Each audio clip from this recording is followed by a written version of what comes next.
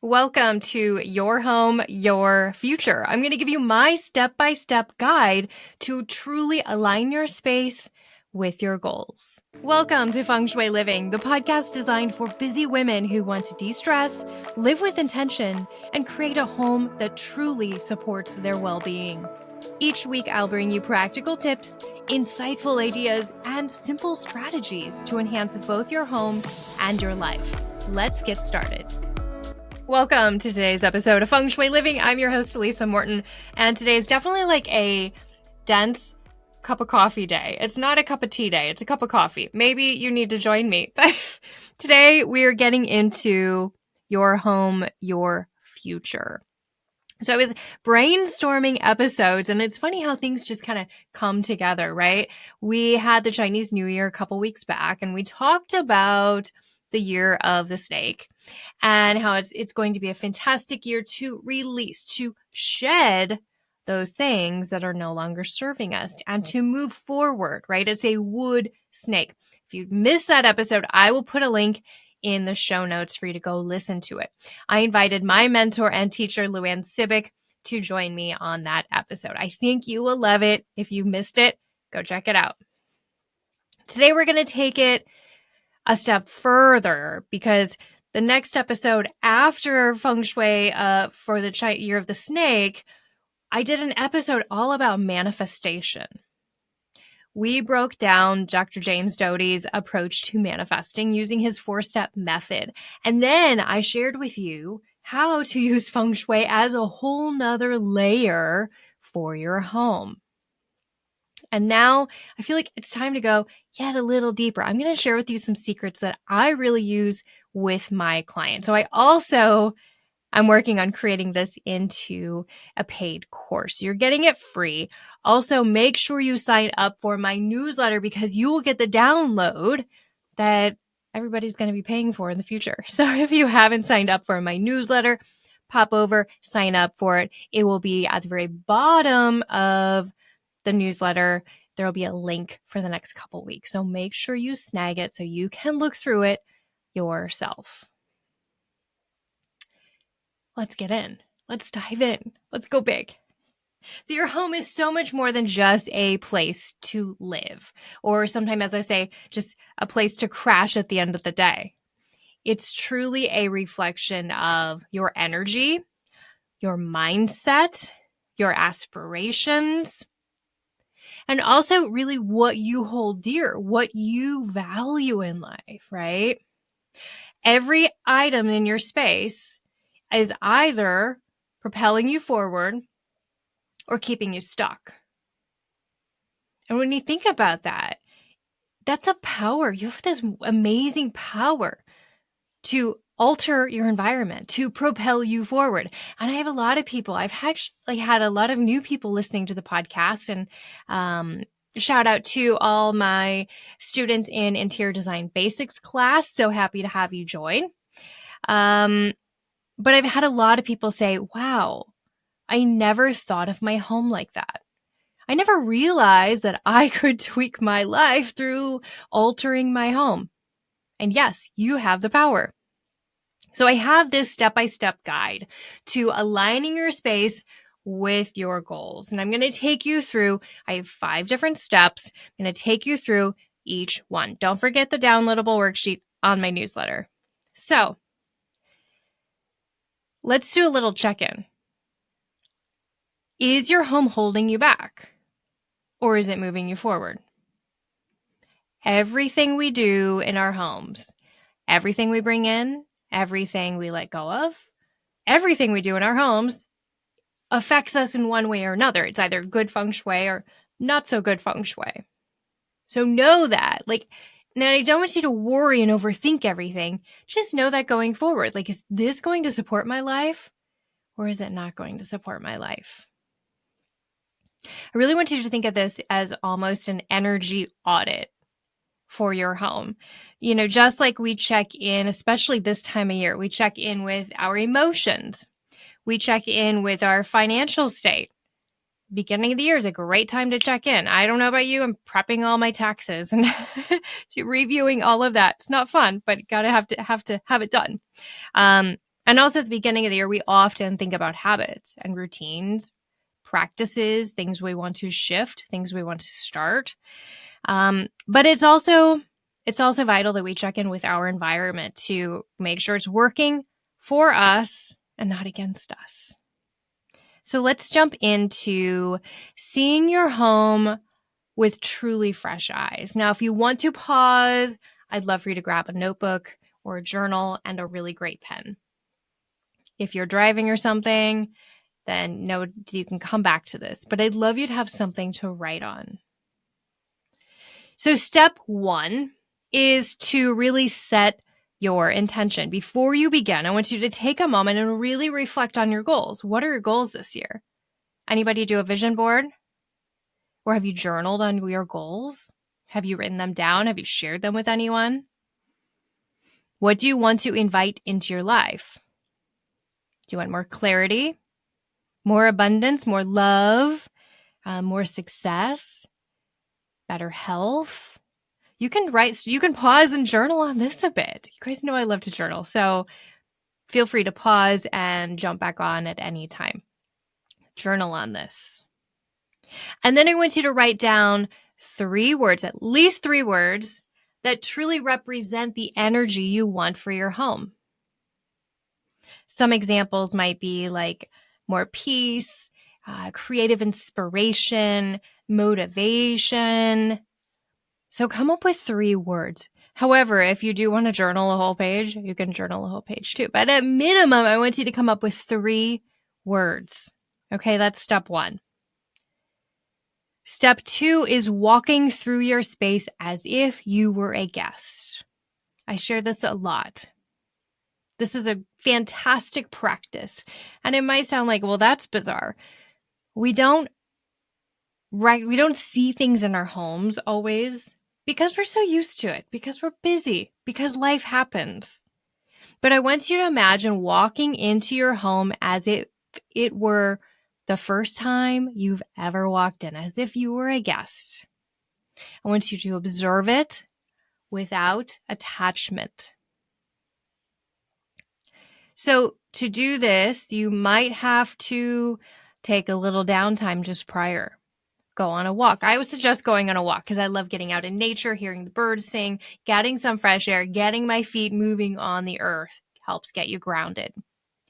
So if you need to take this on, take it on. But then I want you to walk in as if you've never been there. And then I want you to ask, what is your first impression? Does it feel welcoming? Does it feel inspiring? Or does it feel stagnant? And then number 3 is I want you to evaluate your personal energy. Does it feel calm?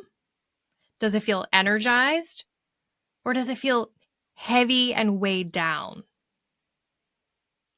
So you can take some time to journal on this as well and just write down any initial feelings. There's no wrong or right answers. It's just what you're feeling. Now is where we get to kind of have a little fun. Step 3 is the keep or clear test. And some of you might remember Marie Kondo.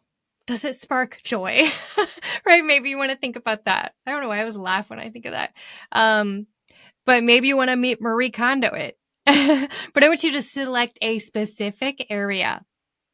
Your living room, your bedroom, maybe your home office, somewhere in your home. I want you to designate a room. And I want you to pick up individual items one by one. I want you to pick them up and, think, does this item inspire me or does it drain me? Think, is it aligned with the future I'm creating or is it keeping me stuck in the past?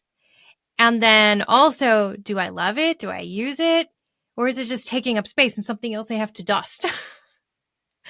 Right? We want less work on ourselves. So really evaluate how it's making you feel. I personally just did this in our hearth room. I was kind of rearranging and I'm like, no, I have to take time. I have to slow down and do this. And I was picking up item after item and I realized that I had a picture frame that I had put together years ago. It was a trip. My husband and I were in San Antonio, Texas, right on the Riverwalk there. And we asked someone to take our photo. And while it looks fun, we were both in a very awful mood that day. I don't know what was going on. This was years ago, but we were just both in a bad mood. It was not a great trip. Life, whatever. And every time I see that picture, although it's a cute picture, it fits in the frame well, the frame looks cute up on the shelf, but it triggers this little ick, right? Whether I consciously realize it or not. So I'm like, it's time to move on. It was a great, fun experience going there. I'd love to go back. But that exact trip was not great. And the energy in that photo is not supporting the future. It's not supporting my marriage going forward. I mean, we really don't ever bicker or anything. So it's funny that one of the few times we were cranky with each other, I had the picture framed. Anyway, so really evaluate. Maybe you want to see if it's the keep or clear, clearing it out, or if you want to pull a Marie Kondo, does it spark joy? Whatever works for you. Just remember, if it doesn't serve you, let it go. Donate, recycle, repurpose. Step number 4 is to rearrange with purpose. So you've decided what makes you happy and joyful and puts you in the right direction and what doesn't. So now you can think about rearranging. There's this ancient Feng Shui practice of moving 27 things in your space to really shift up the energy. But it doesn't always have to be 27 things. It can be a few really intentional things. So maybe you want to just rearrange your furniture for a little better flow. You're realizing it just doesn't flow very well. There isn't really great seating for conversation. Let's rearrange it. Maybe that's what you want to take on. Maybe you want to introduce something that's inspiring you right now. Maybe your recent vision board. Display it, be proud of it, show it off what you're working towards, or some art, or just some sort of meaningful decor. Okay. And then clear out anything that's blocking natural light or movement, right? Because we want energy to flow. We want that sunlight to pour in it, especially during these winter months. So maybe you have some heavy draperies. Now would be a great time to swap those out with just some beautiful, soft, sheer panels. They can still provide, security when you want something closed, or even, you need to stack them, right? You can have those heavy panels and then some shears to allow more light in. And also check in with movement throughout your space. Can you move? Can you move freely? Or are you bumping into corners of tables and edges of chairs? Can you loosen that up? Make a little more space for energy to flow, because this will feel really good. Hey friends, we are going to take a quick break. I'll be back here in just a second.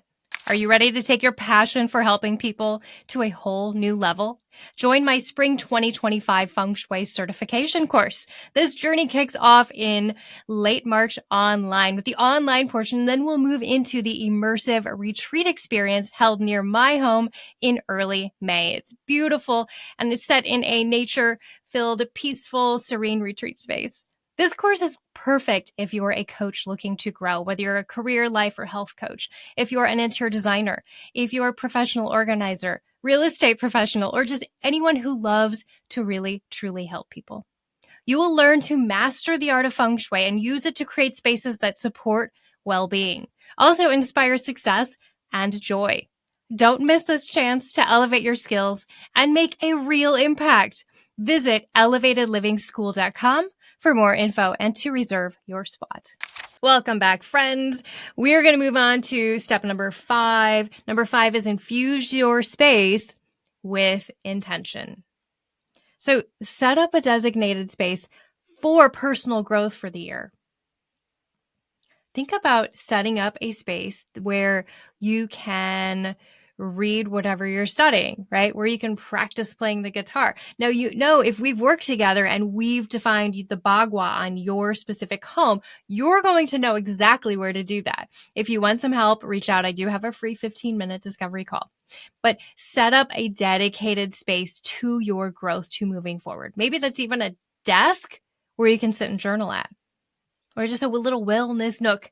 I've set up a ton of closet meditation spaces, walk-in closets that we've turned into little mini yoga studios. Get creative.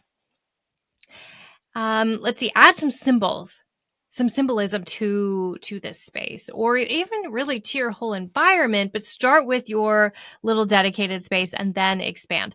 But think artwork that inspires you, words, phrases. Now, I know if you listen to my episode on design trends that are going out, word art is out for the most part. But if you really love something, then keep it. You can also think of any item that represents success towards what you're moving for. And also colors. Be mindful of colors and what is going to inspire you in the right direction. And then the third step in infuse your space with intention section is really to create a ritual. Create a ritual that you can take on every day, every week, every time you sit down to journal. Create some of these rituals that you can continually take on. This could be lighting a candle as you sit down to journal to symbolize this amazing time where you can let thoughts just flow out onto the paper. Maybe you want to diffuse some essential oil, some calming lavender while you're taking on some meditation, or play some really peaceful music. Maybe you have a specific playlist you want to take on while you're working on something, right? While you're writing. So be intentional and set up these rituals. It makes the whole experience, it just elevates the entire experience. So let's run back through my 5 steps. Number 1 is set your intention. Number 2 is walk through your space as if you were a guest. Number 3 is keep or clear test. Number 4 is rearrange with purpose. And number 5 is infuse your space with all that intention. Now, don't forget to get the download in the newsletter if you haven't signed up. Again, a link down below. Friends, I hope you enjoyed this episode on your home, your future, because you have the power to truly create your future. If you have any questions, reach out. I am here to help you. Take care. I'll see you next time. Special thanks to our sponsor, Elevated Living School of Holistic Design and Feng Shui. For more information, head over to the show notes. If you enjoyed this episode, be sure to subscribe, give us a 5-star review, and share this episode with a friend. We'll see you next time.